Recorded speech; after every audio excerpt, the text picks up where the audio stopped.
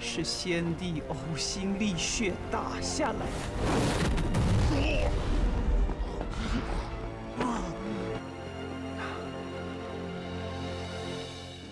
Lalu, ia berkumpul dengan beberapa keluarga dari Tianhai. Di sini mereka membahas sang ratu yang tidak mau menjadikan Tian-er sebagai pangeran. Mereka saat ini takut kalau Changsen lah yang nantinya diangkat menjadi pangeran. Oleh karena itu, mereka semua yang merupakan keluarga dari sang ratu ini berniat menggulingkan posisi sang ratu, agar mereka bisa menjadi penerus kerajaan Zhou. No.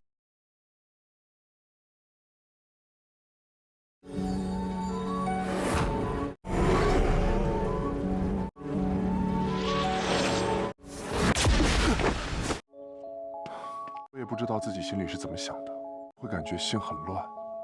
你有我。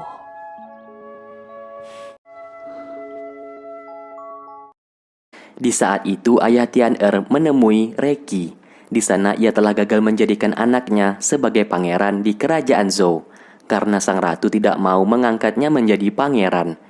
Reki memberikan sebuah ide untuk membunuh sang ratu, yaitu dengan cara membunuh sang ratu di dalam mimpi.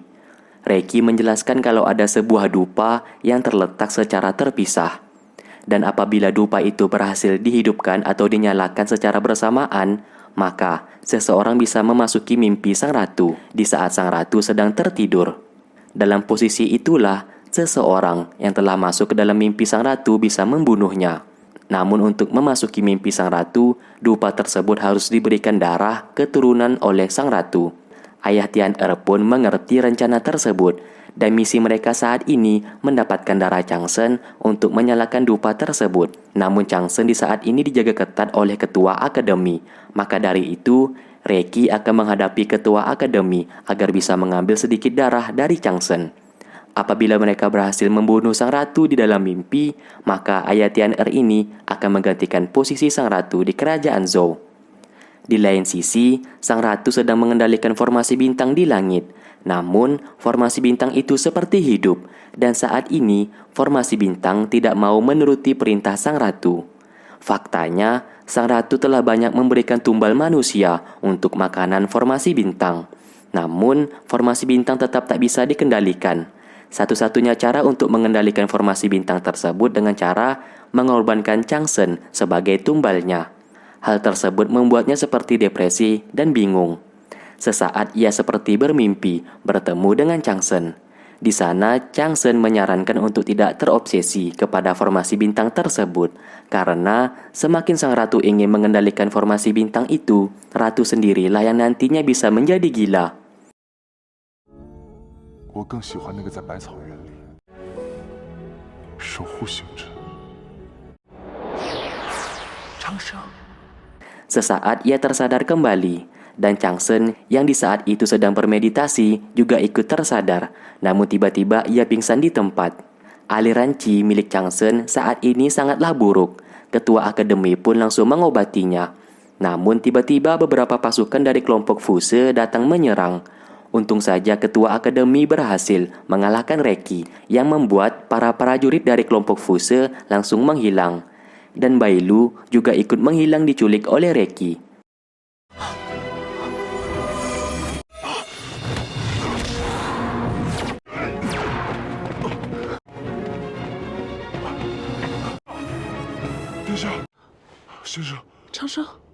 Di sini bisa kita simpulkan, Reki berniat mengambil darah Changsen, namun ia gagal melakukannya karena ketua akademi selalu menjaga Changsen dengan ketat.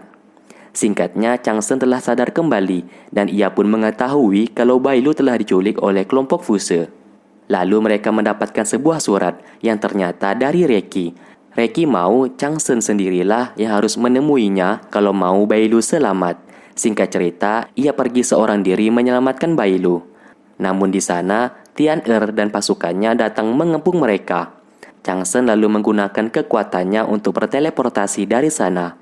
Setelah berhasil berteleportasi, mereka malah bertemu dengan Reki. Changsen pun dengan mudah dikalahkan hingga ia pingsan di tempat.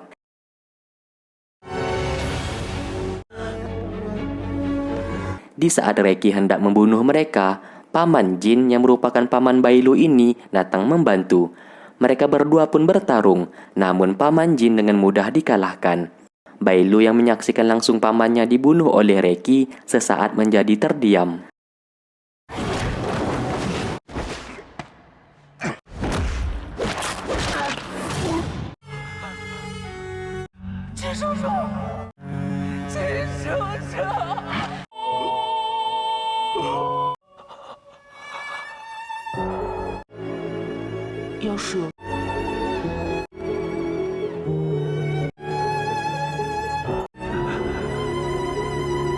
Alhasil ia beserta Changsen berhasil ditangkap oleh Reki dan anak buahnya.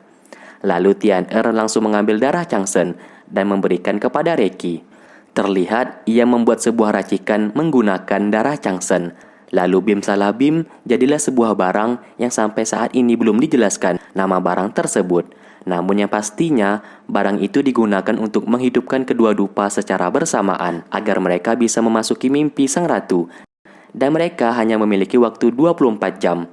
Di saat dupa itu dinyalakan, ayah Tian-Er dan Tian-Er pergi dari sana.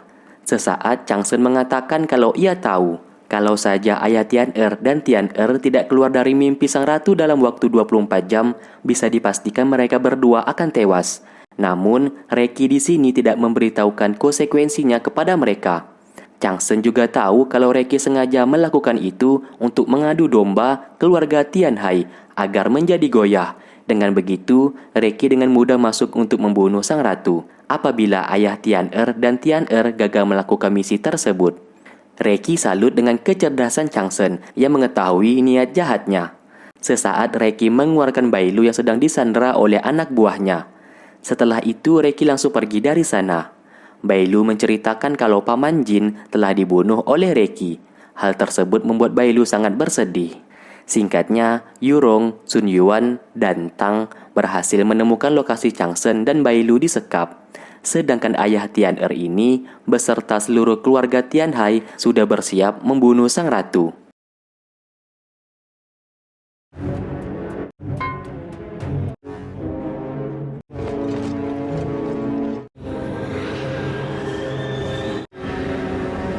Lalu, di saat sang ratu hendak tidur, terlihat salah satu pelayan sedang meletakkan dupa di sana, yang sudah dibuat oleh Reki sebelumnya. Namun gelagat dari pelayan itu disadari oleh Moyu. Dupa itu pun dihidupkan, dan asapnya tersebut nantinya dihirup oleh sang ratu.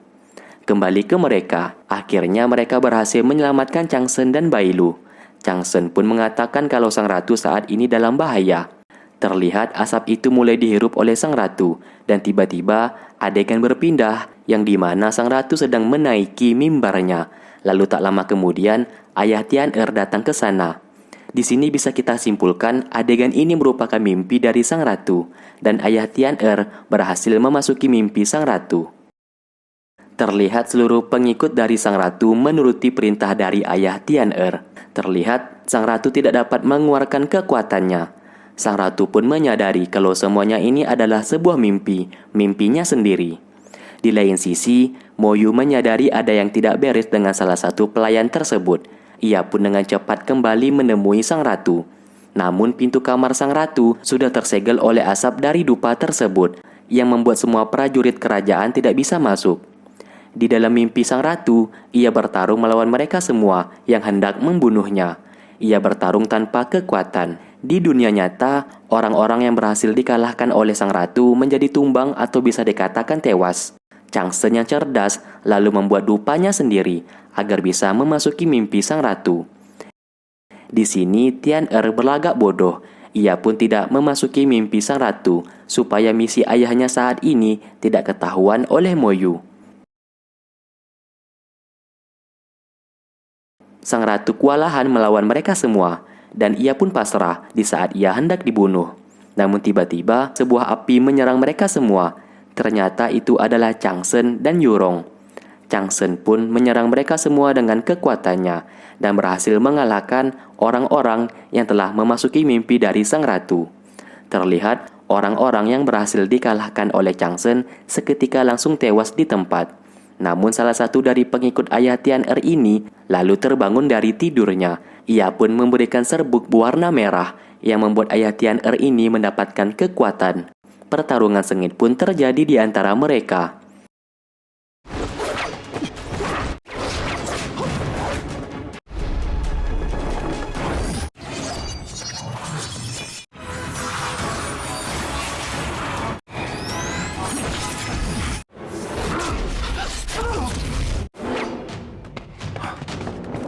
Sesaat, sang ratu dapat mengeluarkan kekuatannya, karena di sebelah tempat tidurnya terdapat sebuah benda yang dapat melindungi sang ratu di saat ia sedang tidur. Dan benda itu berupa tusuk rambut yang tiba-tiba bergerak dengan sendirinya dan langsung menyerang Tian-er yang berada di luar, yang membuat ia langsung tewas di tempat. Mo Yu pun langsung masuk ke dalam untuk membangunkan sang ratu, namun usahanya sia-sia. Di dalam mimpi, sang ratu yang marah lalu mengeluarkan kekuatan api poniknya yang meluluh lantakkan mereka semua yang berada di sana.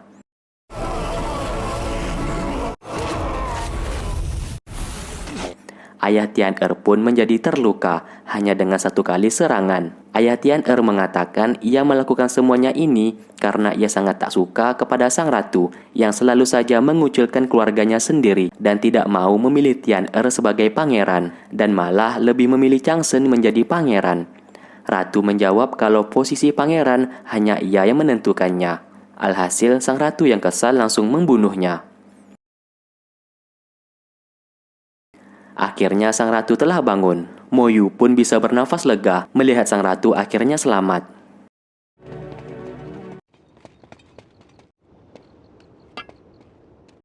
这是怎么了？圣后觉醒了，我们进去。 Singkat cerita, di saat Tang hendak menyentuh ayah Tian-er, tiba-tiba tubuh orang itu menghilang dan menjadi abu. Kini seluruh keluarga Tianhai telah binasa oleh ulah mereka sendiri. Singkatnya, esok hari pun tiba. Kini seluruh orang-orang penting di kerajaan dikumpulkan, dan Mo Yu membacakan pesan dari sang ratu yang saat ini berterima kasih kepada Changsen dan Yurong yang telah menyelamatkan kerajaan Zhou di saat dalam ambang kehancuran. Namun sesaat, Changsen tiba-tiba pingsan di tempat. Sang ratu pun mengecek kesehatannya, yang ternyata tubuh Changsen saat ini sudah tak mampu lagi menampung kekuatan bintang di tubuhnya. Sedikit info buat kalian yang lupa, di tubuh Changsen saat ini memiliki kekuatan bintang yang sangat besar, namun tubuhnya yang lemah tidak mampu menampung kekuatan besar tersebut. Maka dari itu, garis abu-abu di tangan Changsen merupakan sebuah tanda, yang dimana apabila garis abu-abu itu mendekati jantungnya, bisa dipastikan Changsen akan meninggal. Ditambah lagi, Changsen saat ini memiliki peta bintang di ingatannya. Hal tersebut yang membuat Changsen memiliki kekuatan yang semakin bertambah besar. Namun sayangnya tubuhnya saat ini tak mampu menampung kekuatan besar itu. Singkat cerita, Changsen telah bangun dari pingsannya. Sang ratu pun menyuruhnya untuk beristirahat terlebih dahulu. Di saat sang ratu hendak pergi, sesaat Changsen memanggilnya dengan sebutan ibu. Sontak, hal itu membuat sang ratu terdiam. Hal itu membuatnya seketika menjadi senang, karena baru pertama kalinya dalam hidupnya, seseorang memanggilnya dengan sebutan ibu. Lalu sang ratu menyuruh Yurong untuk menjaga Changsen, sedangkan ia akan pergi sebentar. Lalu di saat mereka sedang mengobrol, Bai Lu datang ke sana dan memberikan giok hijau kepada Changsen, karena sang ratu sudah mengizinkan Changsen untuk membawa Zusa. Kini, rencana Reki untuk menghancurkan keluarga Tianhai telah berhasil, dan saat ini keluarga Tianhai hanya sang ratu sendiri, dan ia pun tak perlu turun tangan untuk menghancurkan keluarga sang ratu, karena dengan mengadu dombanya saja, keluarga Tianhai telah terpecah belah. Lalu saat ini, ia membuat rencana untuk membunuh sang ratu, dan part ke-19 pun selesai. Oke, terima kasih buat kalian yang sudah stay tune terus di channel ini dan menunggu video-video yang aku upload. Sampai berjumpa di part berikutnya. Wassalamualaikum warahmatullahi wabarakatuh.